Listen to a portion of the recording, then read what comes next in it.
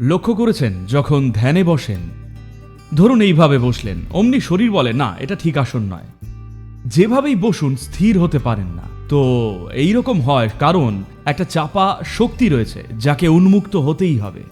বেশিরভাগ মানুষই ধ্যান করতে পারেন না যদি না তারা ভেতরের কর্ম করার অ্যাক্টিভিটিটা ফুরিয়ে শেষ করেন। প্রারব্ধ হলো বরাদ্দ কর্ম, আর এটা অনেকটা চাপা স্প্রিংয়ের মতো যেটা খুলে ছড়াতে চায়। এটা কাউকেই রেহাই দেয় না।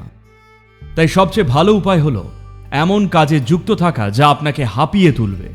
আর যতক্ষণে আপনি বিছানায় যান, এমনকি মাথাটা বালিশে ঠেকার সঙ্গে সঙ্গে প্রায় মরার মতো ঘুমিয়ে পড়বেন।